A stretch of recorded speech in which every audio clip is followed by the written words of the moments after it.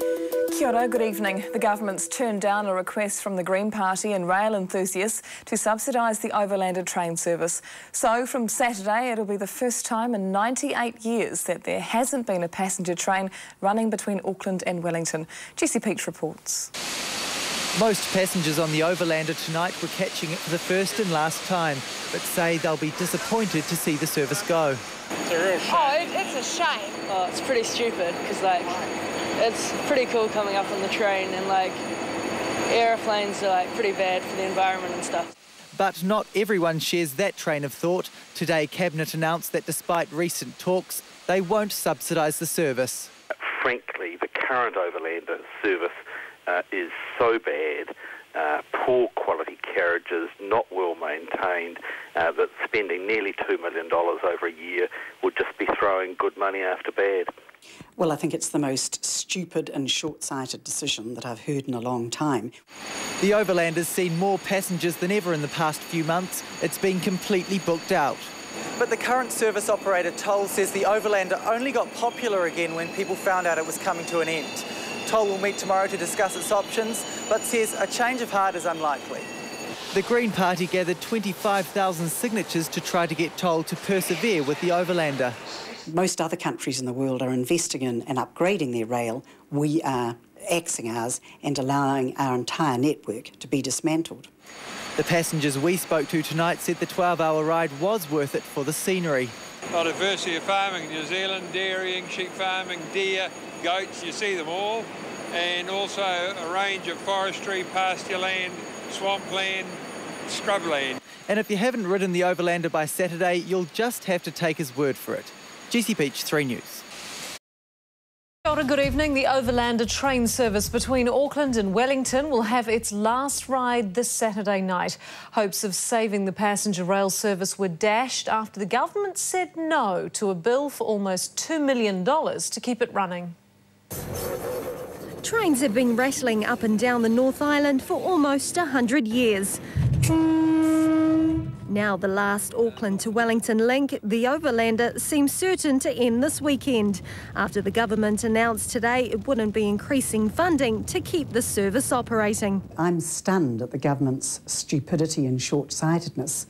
When the rest of the world is investing in upgrading their rail, we're axing ours. Owners Toll New Zealand wanted an extra $1.75 million a year to bring it out of the red, but the government said it wasn't commercially viable, stating it was not a fuel-efficient operation at an average rate of 50 passengers each way per day. It was used by relatively few people. But there could be a ray of hope for the link yet.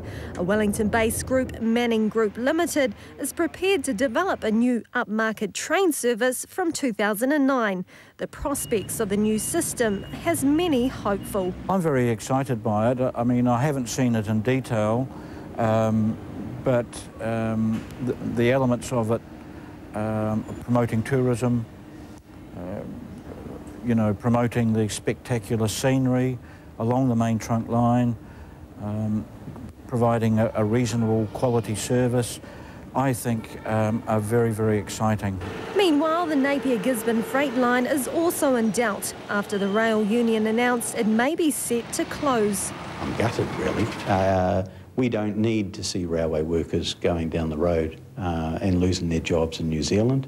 The tragedy is that there's a worldwide shortage of skilled rail staff, and as such it's highly likely they'll just jump on a Boeing and go to Australia. Toll New Zealand wouldn't appear on camera but said the closure of the line wasn't definite. They also said the service hadn't been commercially viable for a number of years.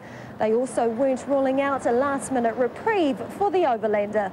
Billy Joe Hohepa, 1 News. Good evening. It was meant to be the end of the line, but the Overlander has been given extra time.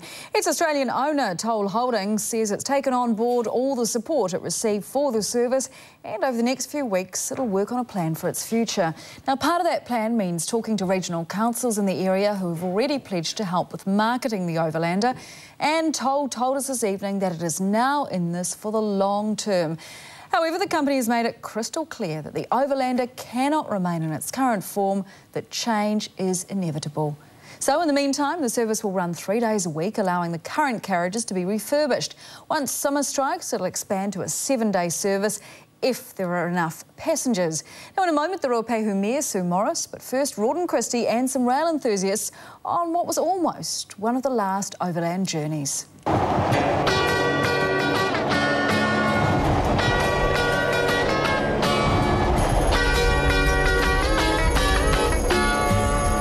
...681 kilometres, 352 bridges, 14 viaducts and 12 hours of, well, just sitting and taking in the view.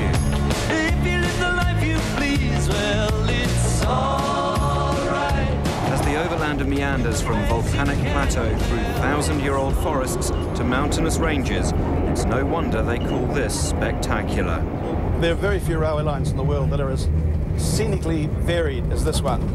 And not only the scenery, as I explained to you, also the tremendous technical things that have gone into the railway, the building of the railway, the history of it. And we should all see it. And where there's a train, you're more than likely to find Merv Smith, well-known broadcaster, devoted rail enthusiast.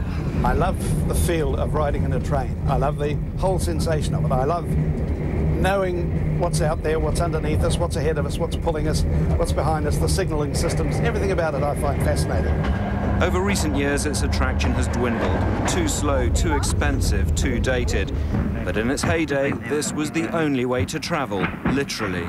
Sometimes this railway line was so busy just from a passenger point of view, just after and during the war years, there could be up to 6 heavy passenger trains a night. It's been 98 years since the North Island main trunk line was first opened. Its construction represents a true example of the Kiwi pioneer spirit. Literally the whole country was covered in deep, deep bush. So these men had to flog their way through, and the most appalling country, usually generally rotten weather, to lay out the line, to locate it, as they say, particularly the Raurimu spiral. And then from that point on, they had to bring in navvies from all over the place to actually build the darn thing. And the building of it, still in those very, very primitive conditions, was quite extraordinary. The Raurimu spiral, a brilliant feat of 19th century engineering that enables the rail track to climb a seemingly impossible 200-metre incline over a 5-kilometre distance. The other thing is that what they did build was so very, very good, spectacular. The bridges and viaducts on the North Island main trunk, for a railway its length, are quite spectacular. In the end, it all came down to muscle power from skinny little jokers earning very few pounds a day, building this railway line through the middle of nowhere at government behest, because there was to be a railway line between Auckland and Wellington. By God, there will be. And eventually there was. Merv's been riding this line since 1934. Like others, today's trip is a journey of memories. I used to come up and down on the train to school in the 70s regularly, every term, backwards and forwards. We used to stop and get pies or cups of tea, and one of the highlights of the trip was throwing saucers out the window, winding the windows down over the viaducts, and the Mangaweka viaduct, I think it was. And throw the saucers out the window, and occasionally other things went out, school hat and various things, but it added to the excitement of the journey. A lot of drinking was going on, I think, in the trains then. I didn't drink, but I remember parties. Just a whole different feel then. I mean, it was always crowded, busy, a lot of people talking, and of course you travel at night time, so there was a bit of probably a romance to a lot of people too. Today, refreshments are confined to the buffet car. Good hearty meal at any time, bangers and mash. Bangers and mash? Wait a minute. Curry to hurry for. Oh, no, not curry. Here's one for you. What's that? The original Frankfurter sausage. Come on, all kids and big kids. Oh, that's, yeah. Enjoy a piping hot Frankfurter and a fresh torpedo roll, and with American mustard. That sounds all right. And if a hot dog's not your cup of tea, there's always the lunch stop. The cafe here at National Park has to feed up to 100 people, and they've got 40 minutes to do it.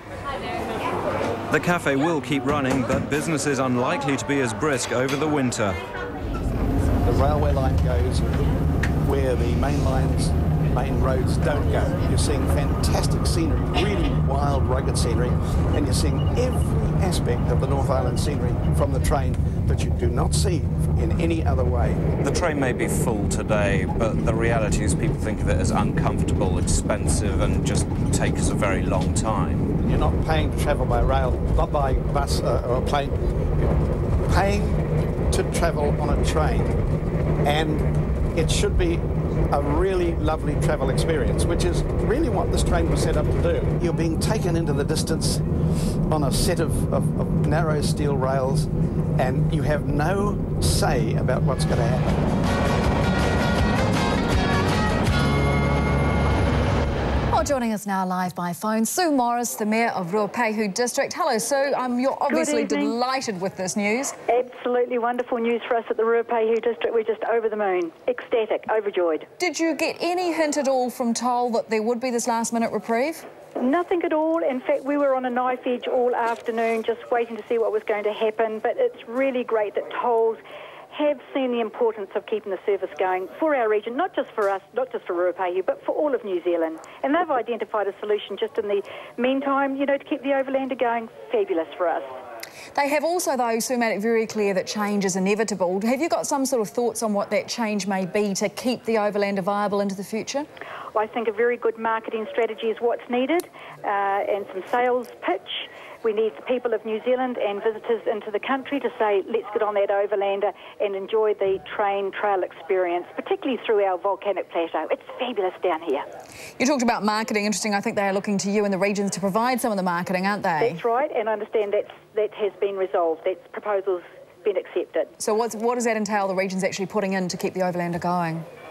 Regional Council will have to answer that question for you, the details of all of that, but we're happy to support that angle. It means a lot to us. There's 13,000 passengers get off the train here between Taumarunui National Park and Ohakune. They stay 2.3 visitor nights, spend $145 a day. That equates to $4.3 million. It would have been a huge loss to our economy if that was if the Overlander didn't carry on. So we can say, let's work on that. Let's increase that. If we can get that yield up, get the people on the train, oh, it'll be just fabulous. So they're also talking about refurbishing existing carriages. So do you think it may be sort of a matter of actually lifting the service to make it a little bit more desirable for people? I think so. It's all about streamlining as well, Susan. It's getting everything looking good. It'll be tourist-focused as well. We need to have that. We want people to come from overseas to enjoy our country, and people are looking to travel on trains all over the world. So it would have been crazy, really almost bizarre to see it go. So any idea when there'll be a clear picture of just what of the brave new world of the Overlander will actually look like? Well, I think it'll be time. I don't think it'll be too much time either. As it picks up momentum, money will be poured into it, and yeah, it could be very promising in the future. We've got a wonderful future to look forward to. Good to talk to you, Sue Morris, the Ruapehu District Mayor. Thanks so much for your time this evening.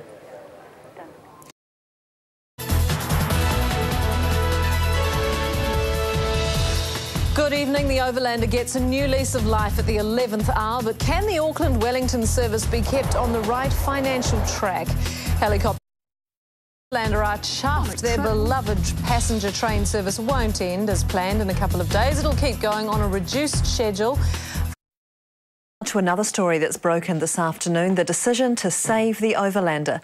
It's going to keep running between Auckland and Wellington, but on a reduced timetable, 3 times a week until the height of summer. Then it will return to 7 days a week. Well, Libby Middlebrook is live from Britomart Station in Auckland. Libby, what's brought the turnaround? Good evening, Carolyn. Well, the Overlander was due to make its final trip here to Britomart on Saturday, but Toll says it's had so much support that it decided to reconsider stopping the train. Now, regional councils have been key to that decision. They've promised to pitch in and promote the service to travellers. Libby, Toll is saying change is fundamental for the survival of the Overlander. What sort of changes? Well, it's going to operate on a reduced timetable in the short term, but it's not really clear what they're going to do next. One thing is for sure, the Overlander hasn't made money for years, and Toll says it will need a good deal of financial support in order to save the train long term. Libby Middlebrook, thank you. Kia ora, good evening. People power has led to a last-minute reprieve for the Overlander train service between Auckland and Wellington. The owner, Toll, has had a change of heart just 2 days before the passenger service was due to be axed. But while it's been handed a lifeline, its schedule has been cut back. This was to be one of the Overlander's last trips. It was to make its last runs between Auckland and Wellington this Saturday, but at the 11th hour, owner Toll New Zealand changed its mind. Now the train will continue its service, albeit with fewer journeys. It's going to be great, so we're looking forward to patronising it in the future. It's the way to start a holiday rather than just making a trip. With the energy crisis looming forever closer, we're going to need train services at Dam Site more than ever. From next week, it'll run just on Fridays, Saturdays and Sundays. But during peak season, between mid-December and Easter, it'll operate as a 7-day service. A service like this can only run if that public support is there, and it would appear that, you know, the public are now saying, look, we will back it. Toll says the inside of the Overlanders' carriages will be refurbished, and at the refurbished National Park Railway Station, there's been celebration. I think with the correct marketing and with some capital investment in the rolling stock, this is a fantastic chance. For nearly a century, towns in the Central Plateau have relied on this service. The threat of its demise had a devastating effect. Now it's all good news. Tourism for the Ruapehi district is major. The Overlander is a strategic passenger network for us here, so we just want to see it continue. Success too for the Greens. They ran a campaign to save the train, gathering 23,000 signatures for a petition. Well, they've said that they'll refurbish it and try to improve the service, and I really hope that they market it better as well. Unions too had feared loss of staff and expertise overseas if Toll had gone ahead and canned it. To have the last long-distance passenger train in the North Island of New Zealand between New Zealand's two most populous cities disappear would be a tragedy for the nation. Yeah, I think it's a great idea, and I think most people will be very pleased about it indeed. It's unclear if local authorities along the Auckland to Wellington route will be asked to contribute to the Overlanders' cost. At the moment, obviously, you know, we're funding it ourselves. However, we have said that we do want to look at other funding options. Since the announcement in July that the Overlander would be axed, it's been fully booked. About 800 people are expected to eat at the station restaurant here over the next 2 days. Patronage locals hope will be sustained for the service to survive long term. Mark Torley, One News. Been saved. It was due to have its final run this Saturday, but owner Toll New Zealand has changed its mind at the last minute. It's going to upgrade the service from Auckland to Wellington, aiming it at tourists and locals. From next week, Toll will offer a reduced 3-day service from Friday to Sunday until summer. But from mid-December until Easter, it will run 7 days a week and then back to 3 days a week in winter. Since the announcement in July that the service would be axed, the Overlander trains have been fully booked. Just when everyone was gearing up for the gearing down of the Overlander, Toll New Zealand is to save the historic service after all. The company's announced it will continue, but on a reduced timetable. Well, earlier this week, the government refused to rescue the Overlander, but Toll has bowed to overwhelming public pressure. And joining me now from Palmerston North is Toll New Zealand spokesperson Sue Foley. So, good morning. Good morning. Why the change of heart? Well, we decided the patronage that had sort of come through over the last few weeks, and obviously we've been getting a lot of calls and support from the regional councils, we decided it was worth one last shot. So over the last few weeks, we've basically left nothing unturned to see if there was a workable solution, and what we've come up with is that we'll reduce to 3 services a week until December, which is obviously the really peak season, and we'll take that up. And the big thing there is, though, that the public have said, we want it, well, please now support us. There has been incredible public response, I know, but a few months ago, Toll couldn't afford this service. Earlier this week, you went to the government and they wouldn't help you out. How come you can afford it now? Obviously, reducing to 3 services a week will be a cost-saving measure for us. And again, the key thing is, though, is the patronage. Certainly the level of patronage that we've got over the last few weeks has been absolutely extraordinary, and I think, you know, everyone's been quite overwhelmed by it, and we've been heartened by that, and so we see this as indicative of perhaps, you know, people really, really are going to back this service.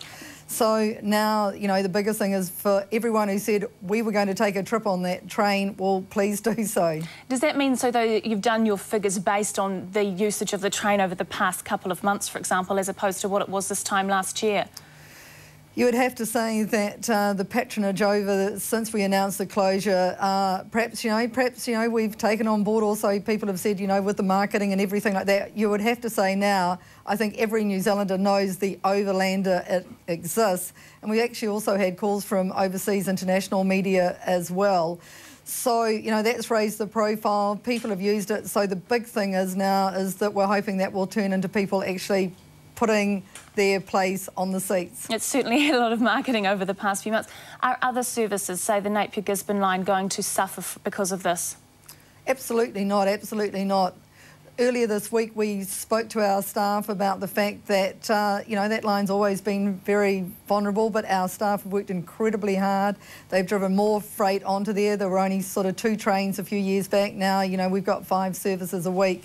And look, we were just taking through the fact that, look, there are some issues there, but certainly at this moment there is absolutely no other plans for that line at all. OK. Let's talk about the Overlander again. I mean, 3 days a week through winter and then 7 days a week through the summer busy period. How will it change? How do you expect the face of the Overlander to change? Will it become more of a tourist venture? We want to work very, very hard with the international wholesalers as well. Obviously, the Inter-Islander product, which we also own, is a very strong product overseas, as is the Transalpine, our South Island train.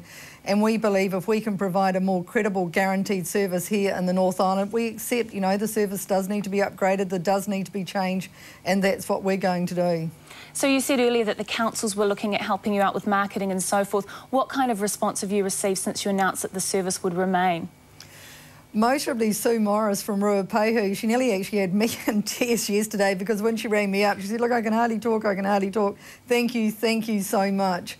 And Garrick Murfitt, Mike Lee, all these people have worked incredibly hard, and the public, should give them a pat on the back for the work they've done as well. So thanks for joining us this morning and enjoy the warm fuzzies. Sue Foley from Toll New Zealand. Thank you.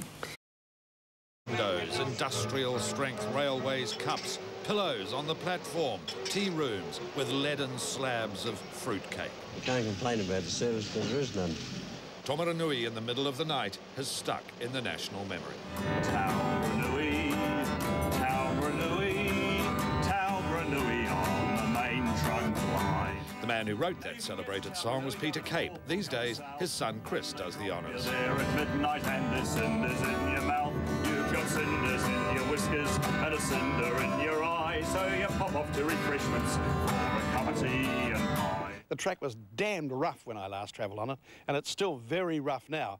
But there are a lot of places where it's got a lot smoother, it seems to me. We thought nothing of catching the train from Dunedin to Auckland, like this young man.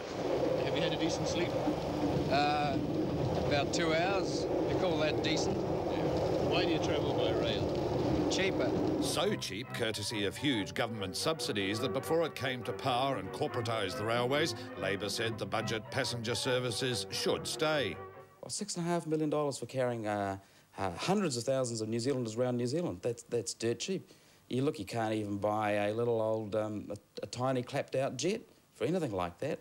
Well, we did buy lots of big jets, and the competition nearly killed the Overlander. But in their heyday, the railways claimed they were the Dominion's greatest industrial and commercial undertaking. From such beginnings come even the great 16-wheeled K-class locomotives, which the New Zealand Railways Department builds. But there was tragedy on the main trunk line. On Christmas Eve 1953, a packed train was chugging to Auckland, unaware the bridge at Tangiwai had been washed away by a torrent of mud. Many passengers were heading to see the Queen on her post-coronation tour of New Zealand. But 151 perished as carriages plunged into the raging waters. Despite Tangiwai, the Auckland-Wellington service thrived under various names. And probably we've all shared this little chap's ambition to drive a railway engine at the head of an express train. The biggest attempt at luxury travel came with the Silver Star, but the discovery of asbestos put it in mothballs until an entrepreneur tried to refit it as a deluxe Orient Express. That never happened here. But the 97-year-old haul between Auckland and Wellington still chugs along. John Stewart, One News. Very glamorous. You want to go on it, don't you? I do want to go on it, actually. Quite excited. We must look after it.